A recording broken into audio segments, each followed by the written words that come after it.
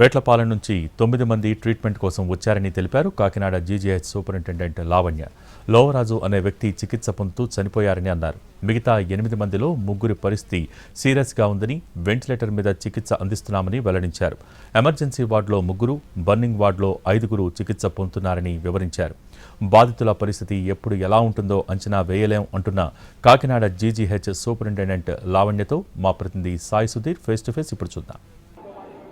వేట్లపాలెం ప్రమాద బాధితులు కాకినాడ జీజీహెచ్లో గాయపడ్డ వాళ్ళందరూ కూడా చికిత్స పొందారు. మొత్తం 9 మంది గాయాలతో కాకినాడ జీజీహెచ్లో జాయిన్ అయ్యారు. ప్రస్తుతం వాళ్ళ పరిస్థితి ఎట్లా ఉంది ఏంటి, కాకినాడ జీజీహెచ్ సూపరింటెండెంట్ ఉన్నారో అంత మాట్లాడదాం. మేడం ఏంటి మొత్తం ఎంతమంది వేట్లపాలెం నుంచి ఇక్కడికి వచ్చారు, అట్లా వాళ్ళ పరిస్థితి ఎట్లా ఉంది?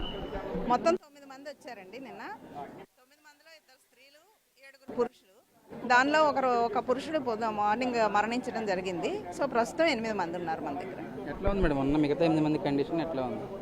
3 పరిస్థితి విషమంగా ఉందండి, 5 స్టేబుల్గానే ఉన్నారు. ఎంత వారికి 90 to 100% బర్న్స్. ఈ స్థాయిలో గాయాలైతే వారి ట్రీట్మెంట్కి సహకరిస్తారా, ఎట్లా ఉంటుందండి మీకు ఉన్నాయి? వాళ్ళు ట్రీట్మెంట్కి సహకరిస్తారా అన్నది ఏంటంటే ఇండివిజువల్ వేరియేషన్ ఉంటుందండి. ఒక బాడీ ఒక విధంగా సహకరిస్తుంది, ఒక బాడీ ఒక విధంగా సహకరిస్తుంది. స్టేబుల్గా ఉన్నారు అంటే కనుక ప్రస్తుతం సహకరిస్తుందని అర్థం. కాకపోతే ఏంటి అంటే మనం ఈవేళ ఉన్నట్టు రేపు ఉంటుందా లేదా అన్నది మనం చెప్పలేము. సో ప్రస్తుతం అయితే 5 పరిస్థితి నిలకడగానే ఉంది. ఏజ్ ఫ్యాక్టర్స్ ఏమైనా ఉంటుందా మేడం ఇటువంటి ఇష్యూస్లో? సో అందరూ కూడా 35 to 48 ఇయర్స్ ఏజ్ గ్రూప్లోనే ఉన్నారు. ఆ ఏజ్ ఫ్యాక్టర్ డెఫినెట్గా ఉంటుందండి. చిన్నపిల్లలకి వృద్ధులకి అయితే కనుక అది అత్యంత త్వరగా డిటోరియేట్ అవ్వడానికి ఛాన్సెస్ ఉంటాయి. ఈ ఏజ్ గ్రూప్ వాళ్ళు కాబట్టి కొంతవరకు సస్టైన్ అవుతారు. ఎక్కడెక్కడ ఉన్నారు మేడం, ఎక్కడెక్కడ ట్రీట్మెంట్ పొందుతారు? 3 ఐసీయూలో ఉన్నారు, తక్కిన 5 కూడా బర్న్స్ వార్డులో ఉన్నారు. అంటే ఎట్లా వీళ్ళకి ట్రీట్మెంట్ ఉంటుందా?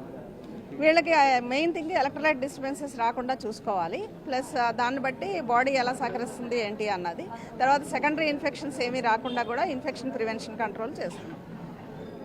మొత్తానికైతే వేట్లపాలెంకి సంబంధించిన క్షతగాత్రులు 9 మంది ఇక్కడ జాయిన్ అయ్యారు. అందులో 8 మంది ట్రీట్మెంట్ పొందుతున్నారు. ఒక వ్యక్తి చనిపోయారని డాక్టర్లు చెప్తున్నారు. దానికి సంబంధించి కూడా వాళ్ళ పరిస్థితి ఎప్పుడు ఏ విధంగా ఉంటుందో చెప్పలేము. ప్రస్తుతానికి అయితే 3 పరిస్థితి ఆందోళనకరంగానే ఉంది, వెంటిలేటర్ మీద ఉంది. మిగతా 5 కూడా బర్నింగ్ వార్డులో ట్రీట్మెంట్ పొందుతున్నారు. వారికి దానికి సంబంధించి ఈ ట్రీట్మెంట్కి సహకారం అందిస్తారా లేదని రోజు రోజుకి మారుతుంది, గంటకు మారుతూ ఉంటుంది. దానికి అనుగుణంగానే తాము కూడా ట్రీట్మెంట్ అందిస్తున్నామని జీజీహెచ్ వైద్యులు చెప్తున్నారు.